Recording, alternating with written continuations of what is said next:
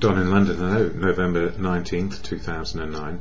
My video is all about recovery from addiction to either substance or behaviour. My addictive substance, alcohol, my behaviour, workaholic, relationshipaholic, any old ism, to fill the gap inside. And I didn't even know I had a gap at the beginning of all of this. But what did alcohol actually do in the beginning? Well, it gave me conviviality, joyfulness, sleepiness, relaxed feelings, and really took the edge off me. And the gift of that was that life felt better. And I guess I might have been an anxious kid, full of fear, not quite sure where I fitted in, never quite sure whether life was okay, always looking out for the dangers in life, or what maybe, I don't know what it was, but there was always a feeling of danger, and I thought I saw things that other people didn't, which were dangerous. So alcohol gave me it took the weight off my shoulders, actually, and from that first drink, taking the edge off seemed like a good idea, and all around me people always took the edge off with a drink.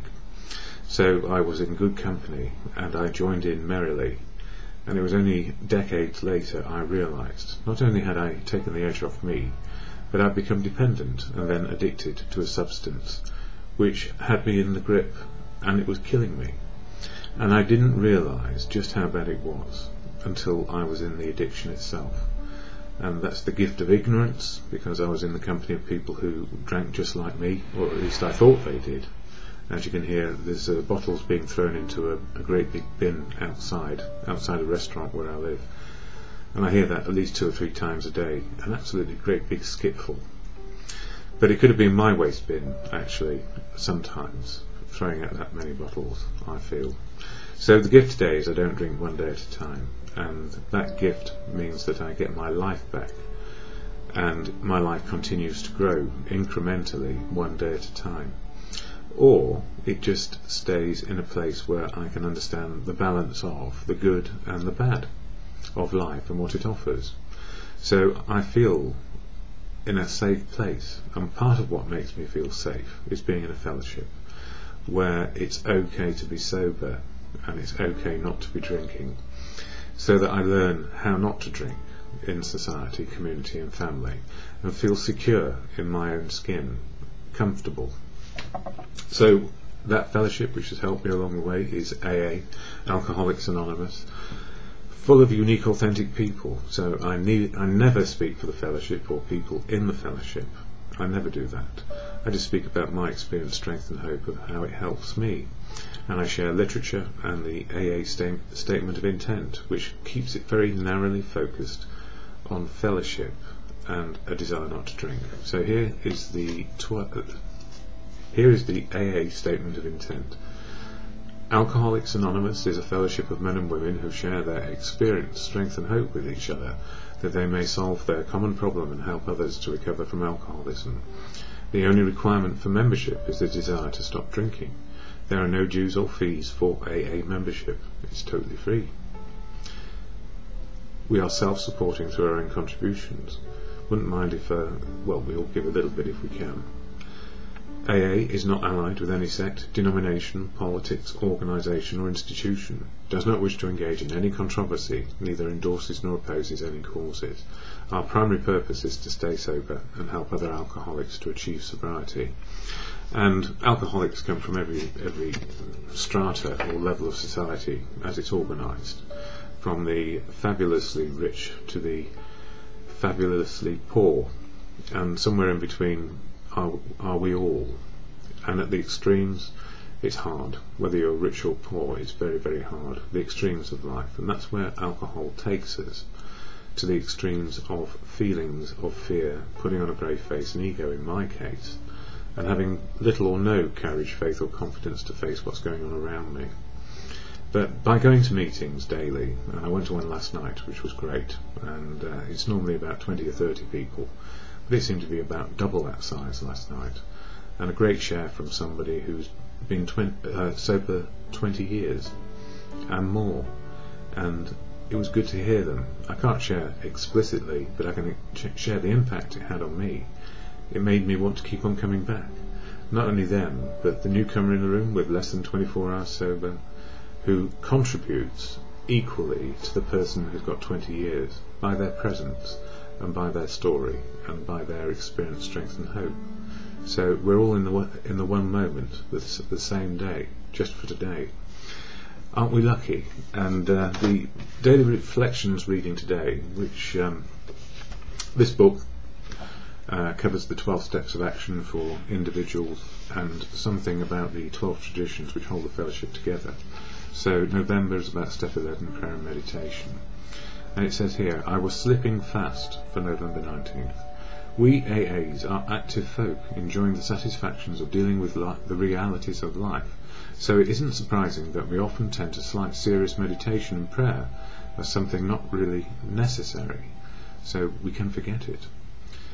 I had been slipping away from the programme for some time, but it took a death threat from a terminal disease to bring me back, and particularly to the practice of the 11th step of our blessed fellowship. Although I had 15 years of sobriety and was still very active in the programme, I knew that the quality of my sobriety had slipped badly. 18 months later, a checkup revealed a malignant tumour and a prognosis of certain death within 6 months. Despair settled in when I enrolled in a rehab programme, after which I suffered 2 small strokes, which revealed 2 large brain tumours. As I kept hitting new bottoms, that's rock bottoms, I had to ask myself, why was this happening to me? God allowed me to recognise my dishonesty and to become teachable again. Miracles began to happen, but primarily I relearned the whole meaning of the 11th step about prayer and meditation. My physical condition has improved dramatically, but my illness is minor compared to what I almost lost completely. And the thing which would have been lost completely was serenity because of sobriety. And, this person is lucky inasmuch as their diagnosis was caught in time, but often, as we find in fellowship, people don't get their prognosis till it's too late. But that doesn't mean they go out and drink and fall about and crash and lose their sobriety or their serenity. They face reality.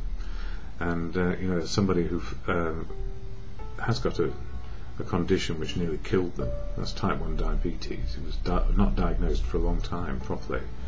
And I was facing death. I was suffering from malnutrition.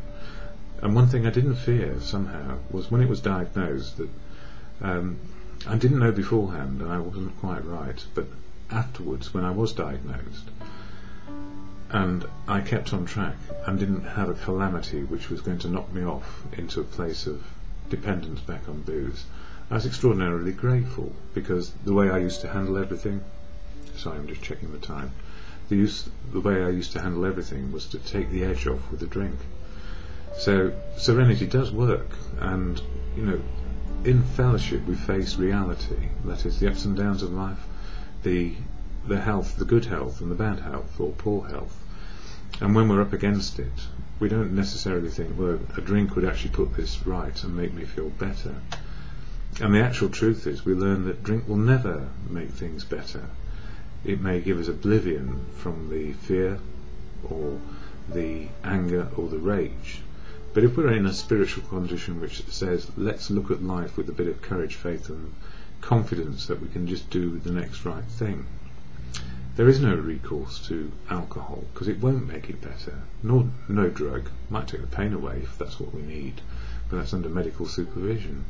So we learn to live life with what is. So I haven't got time for the as Bill sees it today, but between last night and hearing somebody say, even at 20 years I still feel I need to isolate and do all these things which can bring me back to a drink, and as it said in there, 18 years sober, not on programme, and then getting back on programme. That's the gift of sobriety and the fellowship. We need never go back. So the serenity prayer to acceptance, which I share at the end of these videos: God, grant me the serenity to accept the things I cannot change, courage to change the things I can, and the wisdom to know the difference, for me, is always just for today.